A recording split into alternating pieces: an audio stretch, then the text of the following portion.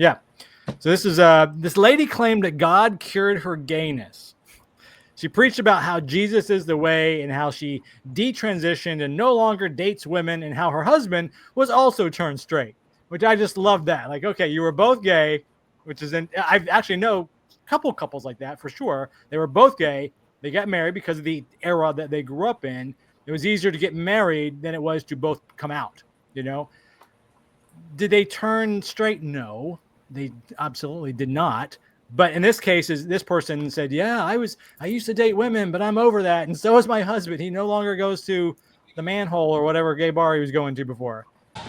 Turn around and tell those people. Tell them, I'm not gay no more. I am delivered. I don't like men no more. I said I like women. Women. I said women. I'm not gay. I would not date a man. I would not carry a purse. I would not put on makeup. I will love a woman. Sure, Dan. Scott and Mike, but Mike, I'll start with you, and Scott, jump in. What do you guys think about this cured gay, that pray the gay away? Yeah, the pray the gay away makes me want to gag. Yeah. But I can say that this really does speak to the wonderfulness of humanity. We are so widely, our experiences are so wide and so diverse that we have such a cool brain in us that we can experience a desire in one way, or we could experience a desire in another way. We can feel comfortable in multiple different ways. And if a person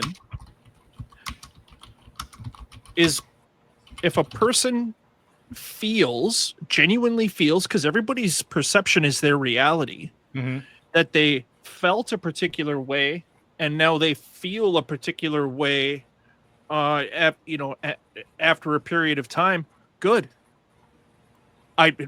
Great, good on you. But when you start to, but what is just sickening is the idea that you can call upon some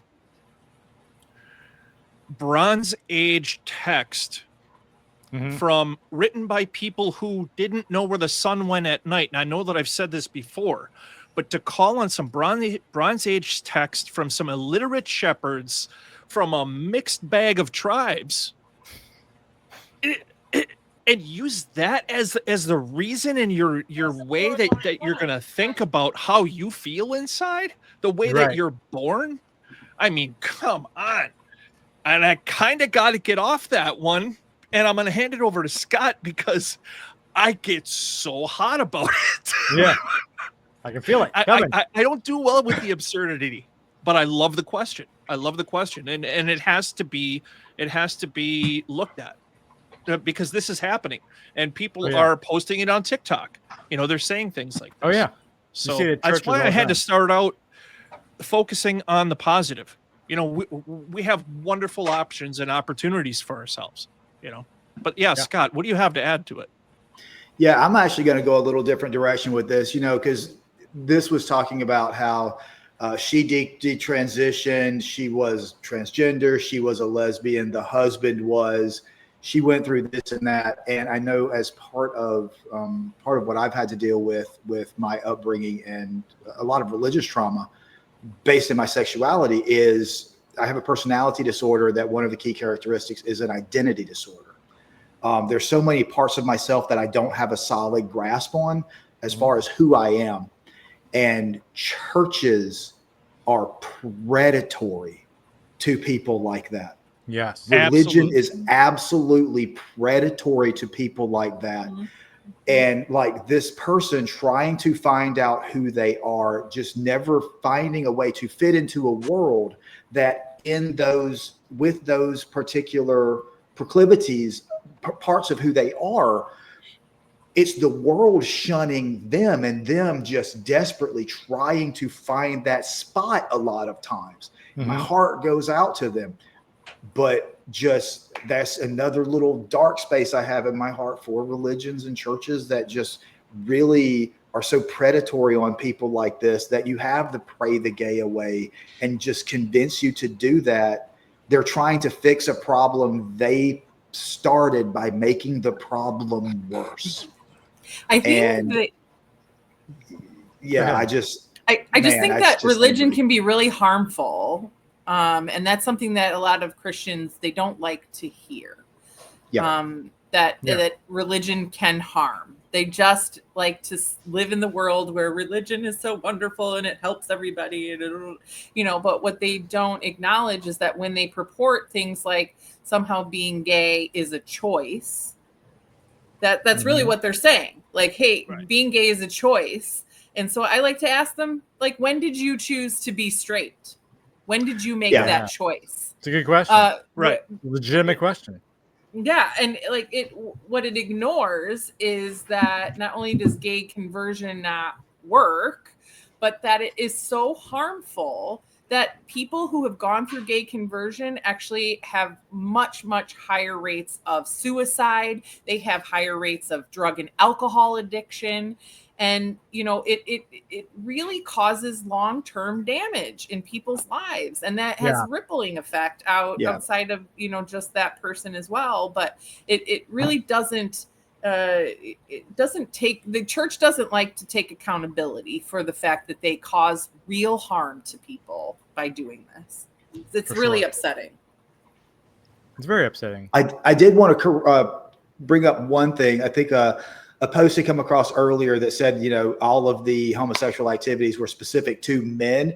I did want to put a qualifier on that. In Paul's letter to the Romans, I think it was Romans 1:25 or 1:26, he did talk about even the women gave over their natural desires the way the men did, and how they were fire and brimstone or whatever after that. But no, that was the one place, I think the only place, where women giving over to unnatural desires for each other the same way men do was mentioned in the Bible. Because again, throughout the rest of the thing, they were property. Yeah, I think Cynthia had made that point that the Bible had never had issues with lesbians. So if you say it happened once, but you're right, and Cynthia's Romans 1:25, I think.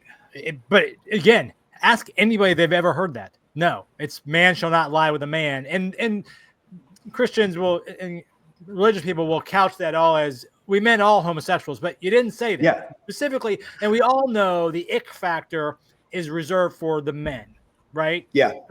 Woman on woman porn is going to run rampant all through everywhere, but men is like, oh, it's the scourge of the earth, right? We all know. And even going further than that, and it's a societal thing too, where just that, like the religiosity and the patriarchy crossover is when you hear about all of these issues with the transgender community.